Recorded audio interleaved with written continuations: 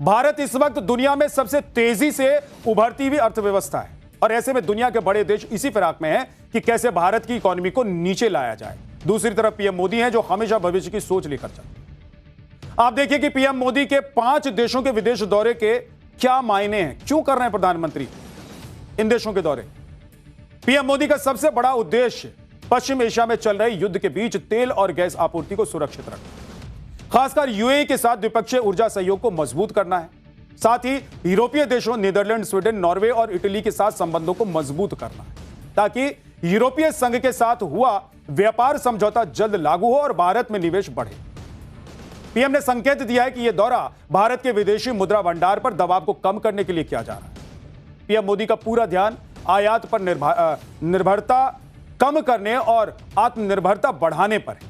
इसके साथ ही विदेशी निवेशकों को मेड इन इंडिया उत्पादों और मैन्युफैक्चरिंग के लिए आकर्षित करना है। पीएम मोदी सबसे पहले यूएई जा रहे हैं और युद्ध के बीच इस दौरे को सबसे अहम भी माना जा रहा है।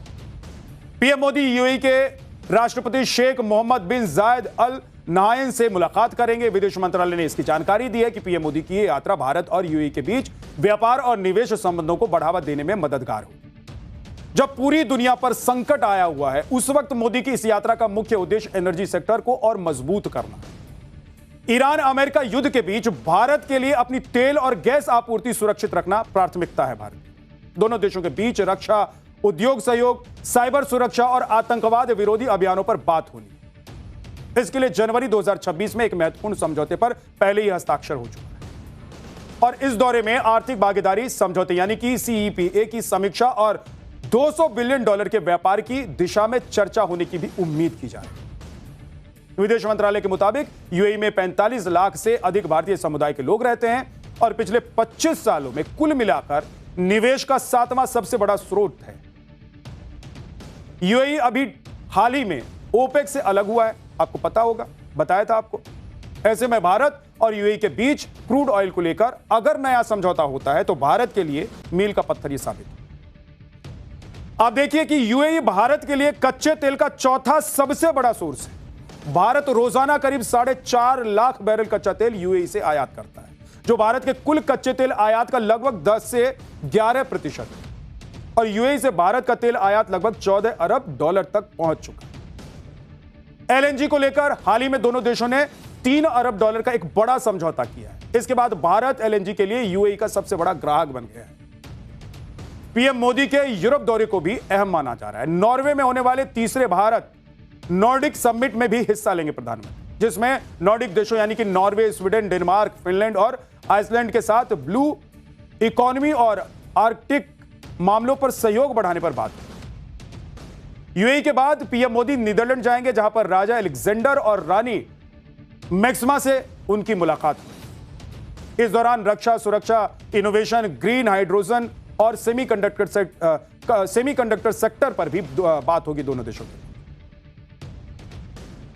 2024-25 में भारत और नीदरलैंड का व्यापार करीब $27 अरब का था। नीदरलैंड के बाद पीएम मोदी 17 से 18 मई तक 2 दिनों के लिए स्वीडन की यात्रा करें और इस दौरान green transformation, AI technology, startups और रक्षा अंतरिक्ष सेक्टर को मजबूत करने पर बात होगी। पीएम मोदी यूरोपीय आयोग की अध्यक्ष उर्सुला वॉन डेर के साथ European round table for industry को भी संबोधित करें और दोनों देशों के बीच 2025 में द्विपक्षीय व्यापार $7.75 अरब का हो चुका है। इसके बाद पीएम मोदी नॉर्वे जाएंगे, जहां पर तीसरे भारत नॉर्डिक शिखर सम्मेलन में वो भाग लेंगे। बीते 43 सालों में किसी भी भारतीय प्रधानमंत्री की यह पहली नॉर्वे यात्रा होगी। यहां पीएम मोदी राजा हेराल्ड पंचम और रानी सोनिया से मुलाकात करेंगे। इस दौरान पीएम मोदी व्यापार और अनुसंधान शिखर सम्मेलन को भी संबोधित करेंगे। 5 देशों की यात्रा के आखिरी चरण में पीएम मोदी इटली पहुंचेंगे। इटली की पीएम जॉर्जिया मेलोनी के निमंत्रण पर पीएम मोदी ये यात्रा कर रहे हैं। इटली दौरे का मुख्य मकसद निवेश, रक्षा एवं सुरक्षा, स्वच्छ ऊर्जा और इनोवेशन सेक्टर को मजबूत करना। इधर पीएम मोदी संकट के बीच रास्ता बना रहे हैं, उधर विपक्षी मोदी को घेरने में लगे हुए हैं। आम आदमी पार्टी के संयोजक अरविंद केजरीवाल ने पीएम मोदी की अपील को आर्थिक आपातकाल के संकेत बता दिए। सुनिए अरविंद केजरीवाल ने क्या। ऐसे कई समय आए जब देश अलग अलग संकटों से गुजरा, कभी अलग अलग देशों से युद्ध हुआ, चीन से, पाकिस्तान से, आर्थिक मंदी से भी गुजरा, लेकिन इतने कठोर कदम आज तक कभी किसी प्रधानमंत्री ने देशवासियों को लेने के लिए नहीं कहे।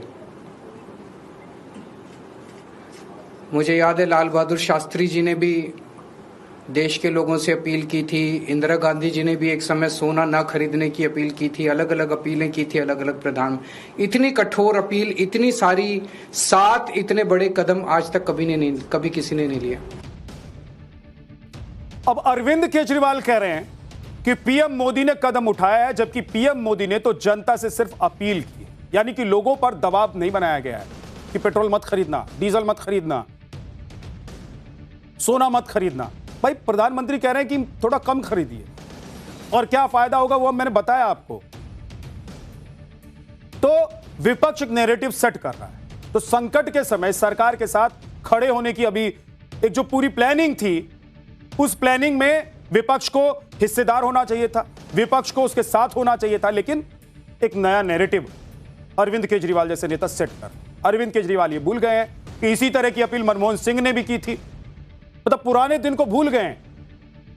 अब सुनिए कि 2013 में मनमोहन सिंह ने क्या कहा था।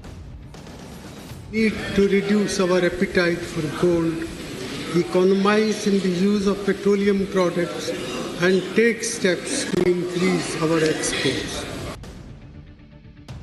इधर भीम आर्मी चीफ और सांसद चंद्रशेखर ने पीएम मोदी पर निशाना साध दिया है। उन्होंने कहा है कि पीएम मोदी के बयान साफ तौर पर यह संकेत देते हैं कि उनके नेतृत्व वाली एनडीए की सरकार ने महंगाई के मुद्दे पर अपने हाथ खड़े कर दिए।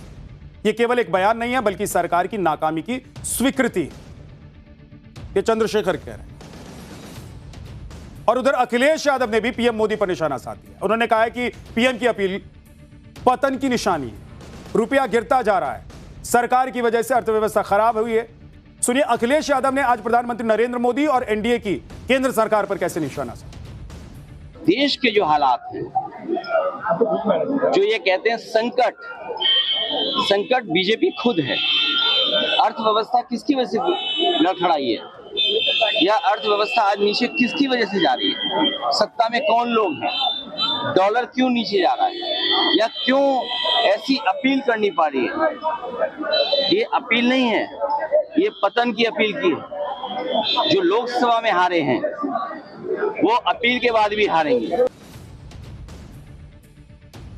अब पाठशाला में मुनीर के डबल क्रॉस प्लान का चैप्टर आपको बताने वाला हूं। जिस मुनीर पर ट्रंप ने अंधा भरोसा किया, आज उसने ही अमेरिका को धोखा दिया। आज आसिम मुनीर के बारे में जो खुलासा हुआ है, उसे सुनकर अमेरिका के राष्ट्रपति डोनाल्ड ट्रंप खुद को ठगा हुआ महसूस कर रहे हैं। दूसरी तरफ ट्रंप के करीबी लोग भी कह रहे हैं और करो पाकिस्तान पर भरोसा। जिस आसिम मुनीर को डोनाल्ड ट्रंप ने अपना फेवरेट आर्मी चीफ का व्हाइट हाउस में बुलाकर लंच करवाया, आज उस मुनीर ने ट्रंप की थाली में छेद कर दिया।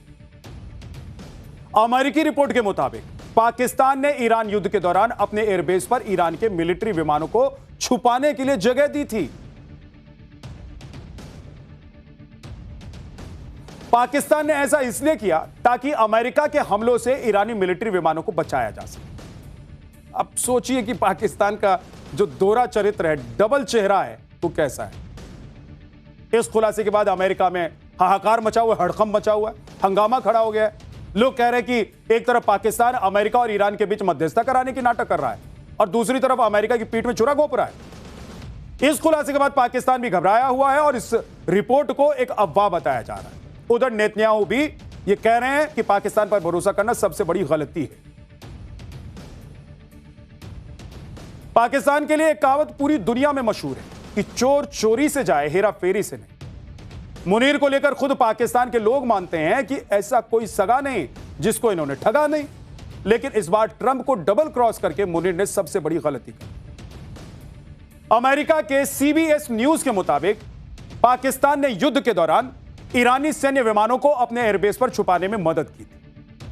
रिपोर्ट में अमेरिकी अधिकारियों के हवाले से बताया गया कि पिछले महीने 7 अप्रैल को सीज फायर के ऐलान के कुछ दिन बाद ईरान ने कई विमान रावलपिंडी के पास पाकिस्तान एयरफोर्स के नूर खान एयरबेस पर भेजे थे। इन विमानों में ईरानी एयरफोर्स का RC-130 विमान शामिल था। यह विमान दुश्मन देश पर नजर रखने और हथियारों के ट्रांसपोर्ट के लिए इस्तेमाल किया जाता। सीबीएस न्यूज की रिपोर्ट में यह भी दावा किया गया है कि ईरान ने कुछ नागरिक विमान अफगानिस्तान भी भेज दिए थे। ईरान की एक एयरलाइन महान एयर का एक विमान युद्ध शुरू होने से पहले काबुल पहुंच चुका था। ईरानी एयर स्पेस बंद होने के बाद यह विमान काबुल एयरपोर्ट पर रुका रहा और दरअसल मार्च में पाकिस्तान और तालिबान सरकार के बीच तनाव बढ़ने पर काबुल एयरपोर्ट पर हमले की आशंका बन रही थी और इसके बाद तालिबान के सिविल एविएशन अधिकारियों ने मान एयर के विमान को सुरक्षा कारणों से अफगान ईरान बॉर्डर के पास हेरात एयरपोर्ट भेज दिया था। पाकिस्तान के इस कांड के सामने आने के बाद अमेरिका में बवाल मच गया। ट्रंप के खास सहयोगी और अमेरिकी सीनेटर लिंडसे ग्राहम ने कहा कि पाकिस्तान भरोसे के लायक है ही नहीं। ग्राहम ने लिखा है कि अगर यह रिपोर्ट सही है तो ईरान, अमेरिका और दूसरे पक्षों के बीच मध्यस्थता के रूप में पाकिस्तान की भूमिका का पूरी तरीके से पुनर्मूल्यांकन करना पड़ेगा। पाकिस्तानी रक्षा अधिकारियों द्वारा पहले इजराइल को लेकर दिए गए कुछ बयानों को देखते हुए मुझे यह सच होने पर बिल्कुल आश्चर्य नहीं होगा। इस खुलासे के बाद पाकिस्तान घबराया हुआ है और यह मान लिया है कि ईरान के सैन्य विमान उसके एयरबेस पर पहुंचे थे। हालांकि पाकिस्तान यह सफाई दे रहा है कि ईरान के सैन्य विमान का मकसद अमेरिका से छुपने या दुश्मन की जासूसी करना नहीं था। पाकिस्तान के विदेश मंत्रालय के प्रवक्ता हैं ताहिर अंद्राबी, वो कह रहे हैं कि ईरान के सैन्य विमान युद्ध विराम के दौरान इस्लामाबाद टॉक्स के लिए नूर खान एयरबेस पर आए हुए। अपनी सफाई में पाकिस्तान ने कहा है कि नूर खान एयरबेस शहर के बीचों बीच है। ऐसे में वहां बड़ी संख्या में विमान पार्क करने या छिपाने की कोई गुंजाइश नहीं है। उनका किसी सैन्य अभियान से कोई संबंध नहीं। ईरान के विमान ईरानी प्रतिनिधिमंडल, सुरक्षाकर्मी और सहयोगी स्टाफ के लिए आए हुए थे। पाकिस्तान के इस कांड पर पाकिस्तान में कैसे माहौल दिखाई दे रहा है, एक बार देखिए। तो गजब का माहौल बना हुआ है पाकिस्तान। अब पाकिस्तान में लोग भी बात कर रहे हैं कि कैसे हमारे हुक्मरान हैं, ये तो डुबा के मारेंगे और डुबा डुबा के मारेंगे। मतलब अभी तक तो नून रोटी मिर्च नहीं ठीक से खा पा रहे थे, पेट नहीं भर रहा है पाकिस्तानियों का, और ऐसे ऐसे कांड कर रहे हैं ये मुनीर और शहबाज जैसे जो इनके नेता हैं कि अमेरिका जैसा देश इनको छोड़ेगा नहीं, इजराइल जैसा देश इनको छोड़ेगा नहीं और ईरान भी नहीं छोड़ेगा। पाकिस्तान की सफाई पर ट्रंप को कितना भरोसा है यह तो पता नहीं, लेकिन इजरायली प्रधानमंत्री बेंजामिन नेतन्याहू को पाकिस्तान और मुनीर पर एक पैसे का भरोसा नहीं है। वो कह रहे हैं कि सीज फायर को लेकर पाकिस्तान पर भरोसा करना ही सबसे बड़ी गलती है। उनका दावा है कि इस पूरे युद्ध के दौरान पाकिस्तान सोशल मीडिया पर एजेंडा सिर्फ चला रहा था। हाल ही में एक इंटरव्यू के दौरान नेतन्याहू ने कहा कि पाकिस्तान फर्जी सोशल मीडिया अकाउंट के जरिए प्रॉक्सी एजेंडा चला रहा था। इंटरनेट पर इजराइल विरोधी मैसेज फैलाकर पाकिस्तान अमेरिका इजराइल संबंधों को कमजोर करना चाहता है। Pakistan AI based automation tools और स्क्रिप्ट्स का इस्तेमाल करके एक डिजिटल युद्ध लड़ रहा है। इससे पहले भी नेतन्याहू ने पाकिस्तान को चेतावनी देते हुए कहा कि जो देश ओसामा बिन लादेन जैसे आतंकवादी को पनाह देता है उस पर किसी तरह का भरोसा नहीं किया जा सकता है। जरूरत पड़ी तो पाकिस्तान के खिलाफ इजराइल कार्रवाई करे। पाकिस्तान और धोखा दोनों एक दूसरे से जुड़े हुए हैं, एक ही सिक्के के दो पहलू हैं। ऐसा पहली बार नहीं है जब पाकिस्तान ने अमेरिका को धोखा दिया हो। इससे पहले भी वो कई बार अमेरिका के साथ झूठ और धोखे की मिलावट वाला खेल खेलता रहा है। आज आपको पाकिस्तान के डबल गेम वाला इतिहास भी दिखाने जा रहा हूं। सबसे बड़ा झूठ पाकिस्तान ने ओसामा बिन लादेन के बारे में बोला था, जबकि लादेन को पाकिस्तान आर्मी ने एबटाबाद में छुपा रखा था। 2 मई 2011 को अमेरिका ने लादेन को ढूंढकर मार गिराया एबटाबाद में। इससे पहले 2001 से 2021 के दौरान करीब 20 साल पाकिस्तान अफगानिस्तान को लेकर डबल गेम कर चुका है। 9/11 के बाद पाकिस्तान ने अमेरिका को तालिबान के खिलाफ एक्शन लेने के नाम पर $33 बिलियन की मदद मांगी, लेकिन आईएसआई ने तालिबान हक्कानी नेटवर्क को क्वेटा और वजीरिस्तान में शरण दी थी। 1980 के दशक में पाकिस्तान के पाकिस्तानी वैज्ञानिक अब्दुल कादिर खान ने ईरान, लीबिया, उत्तर कोरिया को सेंट्रीफ्यूज यानी कि यूरेनियम संवर्धन तकनीक और डिजाइन बेच दी। उस दौरान पाकिस्तान के आर्मी चीफ और तानाशाह जियाउल हक अमेरिका से झूठ बोलते हैं। धोखा देना पाकिस्तान की पुरानी फितरत है, वो सिर्फ पैसे का दोस्त है। जब जिससे मदद मिली उसी का हो गया और अमेरिका के सामने सीज फायर के नाम पर भरोसा और भरोसेमंद बनने की कोशिश हमेशा पाकिस्तान करता रहा है। ये दिखावा वो करता रहा है ताकि भीख में डॉलर मिल सके और दूसरी तरफ ईरान और चीन को नाराजगी से बचना चाहता है। अगर वो नाराज हुए तो भी मारे जाएंगे, ये पाकिस्तान को पता है, ताकि हथियारों की मदद इन्हीं देशों से पाकिस्तान को मिलती है, वो मिलती रहे, कहीं कोई दिक्कत नहीं। 2020 से 2024 के बीच पाकिस्तान के 80% बड़े हथियार चीन ने सप्लाई किए। इसमें चीन का JF-17 थंडर फाइटर प्लेन जैसे हथियार शामिल। इसके अलावा सीपेक प्रोजेक्ट के तहत चीन ने पाकिस्तान में 5 लाख करोड़ रुपए का निवेश किया। दूसरी तरफ IMF ने पिछले 5 साल में पाकिस्तान को करीब 80,000 करोड़ रुपए की आर्थिक मदद दी। पाठशाला में अब अगला चैप्टर। नीट के पेपर में 720 नंबर के सवालों में से 600 नंबर के सवाल पहले ही बिक गए। किसने बेचा, किसने खरीदा, कितना बड़ा नेटवर्क सामने आया और कौन कौन है देश के जेन जी का गद्दार, इस पर आज पूरी जानकारी आपको। पेपर लीक के मुद्दे ने कैसे सियासी गर्मी बढ़ा दी है, विपक्ष सवाल पर सवाल दाग रहा है, लेकिन शिक्षा मंत्री चुपचाप क्यों निकल गए, पूरा चैप्टर आज खुलेगा। नीट पर पेपर या कहिए कि गैस पेपर लीक हो गया और इसके साथ ही एग्जाम भी रद्द हो गए। 3 मई को एग्जाम हुआ और ठीक 9 दिन के बाद आज परीक्षा कैंसिल करनी पड़ी। 2-2 साल से बच्चे पेपर की तैयारी कर रहे थे, 3 को एग्जाम देकर आए थे। सोचा अब कूल डाउन होते हैं, आराम करते, थोड़ा सा रिवीजन बंद करके आगे कॉलेज की जानकारी लेते हैं, एडमिशन प्रोसेस पर थोड़ी रिसर्च कर लेते हैं। लेकिन 22 लाख बच्चों की मेहनत पर पूरी तरीके से पानी फिर गया। बच्चों को पता चला कि भाई जिस पेपर के लिए उन्होंने इतनी मेहनत की थी और एग्जाम लिख कर आए थे, वो पेपर तो एग्जाम से पहले ही 30,000 से 50,000 रुपए तक में धड़ल्ले से बिक गया था। 720 में से 600 नंबर के जो सवाल थे वो पहले ही आउट हो गए। बायोलॉजी के 90 में से 90 सवाल मैच हो गए और केमिस्ट्री के 46 में से 35 सवाल मैच हो गए। गजब हो गया। 410 सवालों के क्वेश्चन बैंक से 120 सवाल हूबहू मिल गए। कई सवालों में लाइन, कॉमा और फुल स्टॉप तक नहीं बदले गए। बिल्कुल जैसा सवाल लीक हुआ ठीक वैसा ही सवाल एग्जाम में आ गया। लेकिन यह सब एनटीए की नजरों के सामने कैसे हो गया? नो टॉलरेंस का दावा करने वाली एनटीए को कैसे नहीं पता चला कि 1-2 नहीं 10 राज्य में इस सो कॉल्ड गैस पेपर की कॉपी लीक हो गई है, पहुंच गई। इसका पूरा चैप्टर आज खोलने में आपको बताऊंगा कि अभी तक की जांच में एसओजी को क्या क्या पता चला है और अब जांच सीबीआई को दे दी गई है जब, तो वो किस एंगल से तफ्तीश करे। क्या एनटीए के अंदर का इन्वॉल्व जो है, इसमें इन्वॉल्वमेंट हो सकती है? इस लाइन पर भी आज जांच होगी।